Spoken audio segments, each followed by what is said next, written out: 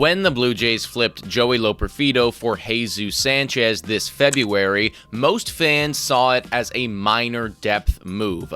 But 10 games into 2026, and that is looking like a total heist. Sanchez isn't just getting lucky. His quality of contact metrics like expected WOBA and expected batting average are both considered to be some of the best in baseball to start the young season. And by ditching his pull-heavy tendencies for a lethal gap-to-gap approach, Sanchez is transforming from a platoon bat to an everyday staple in the lineup. Today, we are diving into what's working for him so far and why I am truly starting to believe that they may have found something special in Jesús Sanchez. What's up, everyone, and welcome back to the channel. In this one, we're talking about Jesús Sanchez and how so far in the early parts of the season, things are looking like he could potentially be in for a career year. Before we get into it, I encourage you guys to hit that like and smash that subscribe button if you enjoy Blue Jays content and discussion so you don't miss any future videos. Alright folks, let's get into it. So let's start with what Jesús Sanchez is doing well so far. At the time of recording this video, Sanchez is batting .281 with an on-base percentage of .361,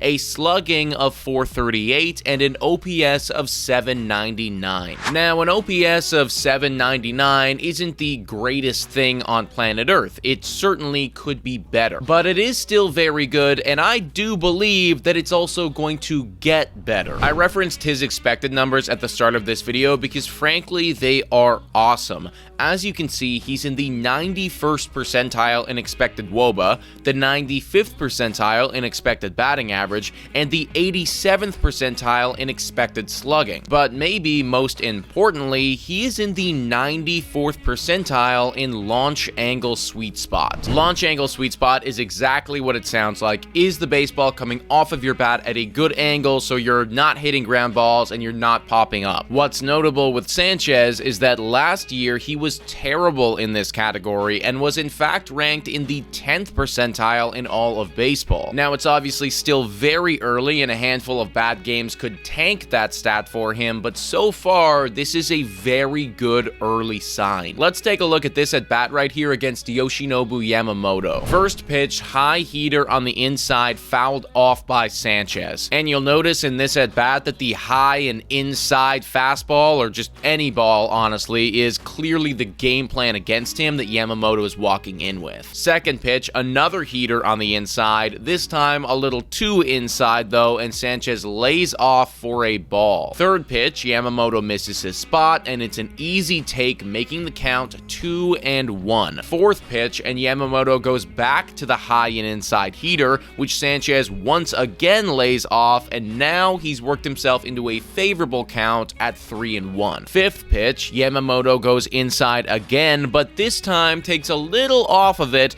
and Sanchez attacks, fouling that one off. And final pitch of the at-bat, Yamamoto throws the exact same thing that he just threw in the same spot, but this time Sanchez turns on it and gets it over Tucker's head for a double. There were a lot of really good things in that at-bat that I noticed, but for starters, the fact that he was able to lay off some of those really borderline inside pitches, that is a really good sign from him. I think more impressively though was that he made an adjustment in that at-bat. He recognized what Yamamoto was attacking, which was the inner half, and even though Yamamoto registered that as a weakness of Sanchez, Sanchez adjusted his swing, allowing him to attack the area that Yamamoto was attacking. That's good hitting. And honestly, as time goes on, I'm starting to believe that this could be the future four-hitter of the Toronto Blue Jays, or at least finding himself in that role a lot for this year. One of the biggest question marks after losing Bo Bichette was who is going to protect Vladimir Guerrero Jr. And so far, in the early parts of the season, the only one that's really making some noise and making a statement for that spot is Jesús Sanchez. It also helps that he's a lefty, which will then allow John Schneider to maintain that lefty-righty thing if he wanted to have Vladdy at 3 and then Sanchez at 4. When they initially made the trade for him, everyone spoke out about his great raw skills, and I think that we are already starting to see that on full display, and we're also starting to see the effect that David Popkins can have on a kid that has such great raw skills. But folks, let me know what you think about all this us in the comments down below. Thank you so much for watching, and as always, go Jays go.